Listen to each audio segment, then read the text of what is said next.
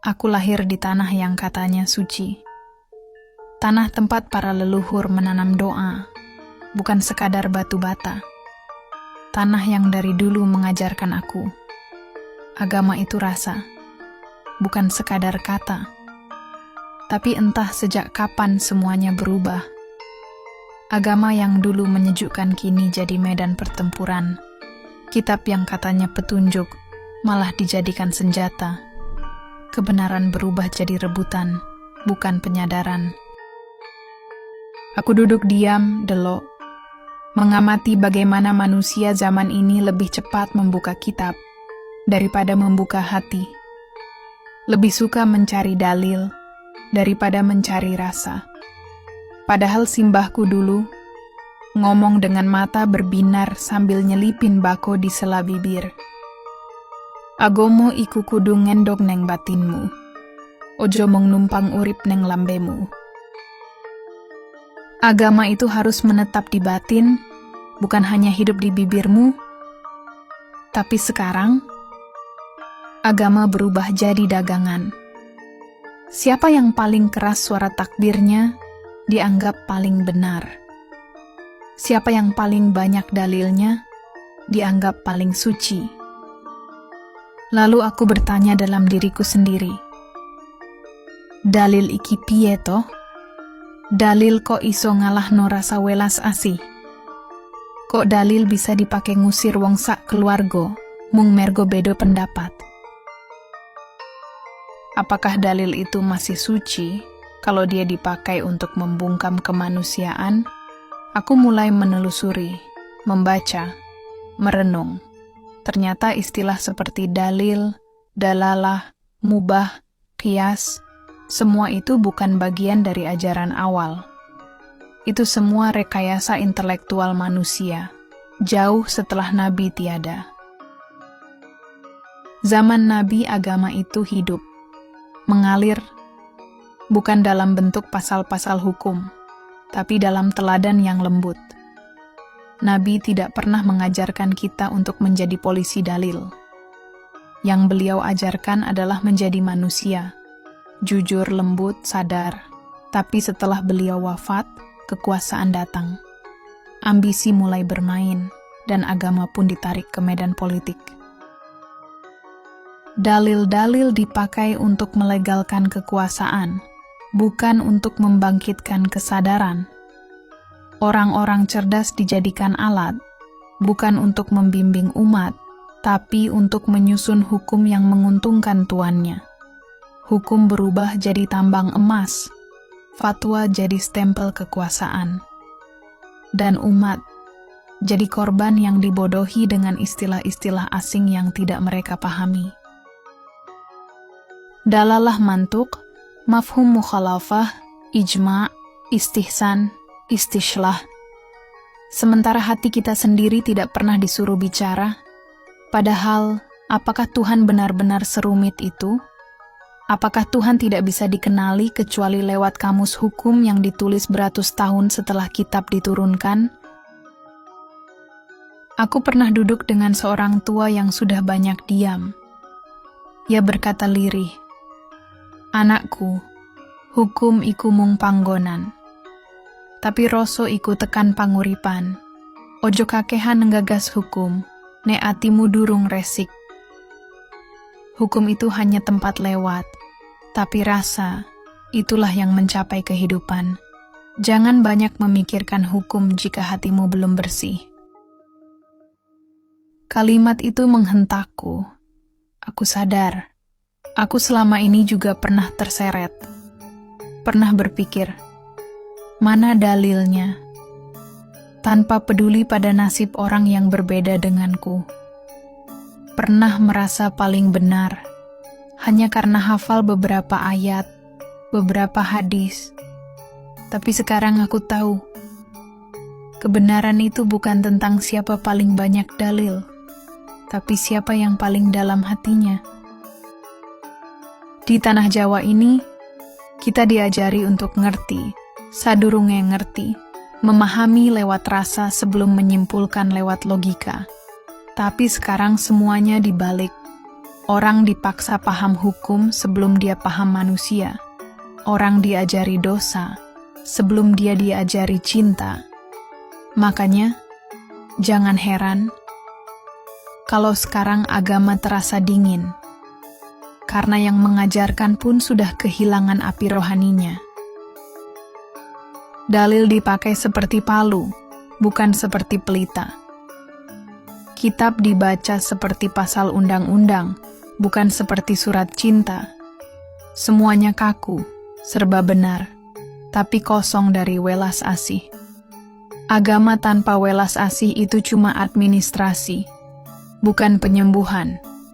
Dan manusia sekarang lebih takut melanggar pasal agama daripada menyakiti sesama.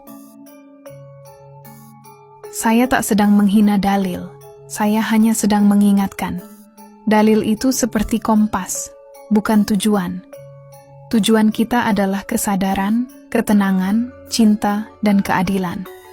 Kalau dalil hanya menjauhkan kita dari itu semua, maka dalilnya perlu dikaji ulang. Bukan dibuang, tapi disucikan kembali.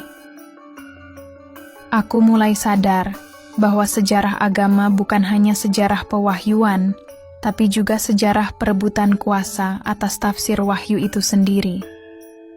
Setelah Nabi wafat, siapa yang berhak menafsirkan? Siapa yang paling pantas berkata, ini yang dimaksud Tuhan? Lalu siapa yang menentukan mana yang sesat dan mana yang benar? Tiba-tiba, manusia yang dulu duduk bersimpuh bersama Rasul, sekarang berdiri saling tunjuk. Tadinya saudara seperjalanan, sekarang jadi musuh sependapat. Dari situ mulai lahir madzhab, yang katanya jalan, tapi berubah jadi tembok, yang katanya pintu, tapi malah jadi pagar.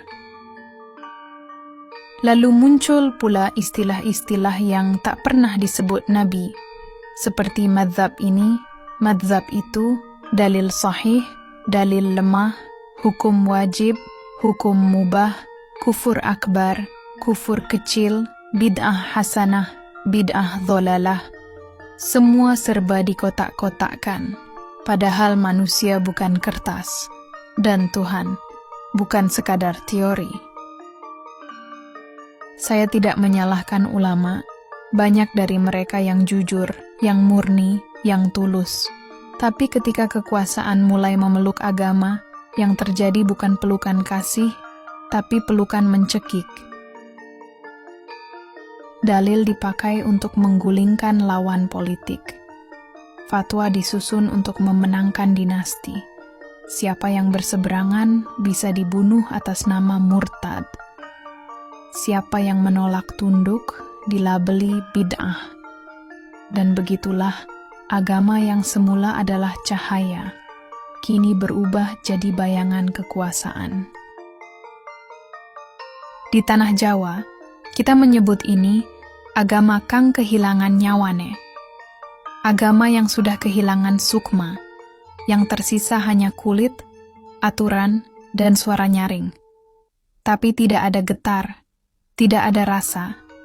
Sama seperti wayang tanpa dalang. Ia tetap berdiri, tapi tak bergerak menuju makna. Saya pernah menyaksikan seorang anak muda dikeluarkan dari keluarganya sendiri, hanya karena ia tidak ikut madhab tertentu. Dalil yang seharusnya menyatukan, malah jadi alat perpecahan. Aku pernah melihat seorang wanita tua, dihina karena tak hafal bacaan salat sesuai versi kelompok tertentu. Padahal wajahnya teduh, dan bibirnya tak henti berzikir. Dan saya mulai bertanya, apakah ini yang dimaksud agama? Apakah ini yang Tuhan kehendaki? Tuhan yang maha lembut, tapi diwakili oleh umat yang kasar. Disinilah aku berhenti menghafal dalil, dan mulai menghidupkan rasa. Karena dalam rasa, aku temukan Tuhan yang tidak gila kuasa, Tuhan yang tidak keras kepala, Tuhan yang tidak ingin manusia saling membakar hanya karena beda pendapat. Agama itu seperti tanah, ia menerima siapa saja, bahkan yang menginjaknya sekalipun, Tapi ketika agama dijadikan benteng, maka ia akan melukai siapapun yang datang tak membawa kartu akses. Aku percaya bahwa Tuhan lebih lembut dari perkataan manusia, lebih damai dari tafsir manusia, dan lebih pengasih dari pemimpin agama manapun. Tuhan tidak duduk di atas singgasana penuh penghakiman, tapi hadir dalam batin orang-orang yang jujur, sederhana, dan tulus. Sing nyembah ora, mesti luwih suci.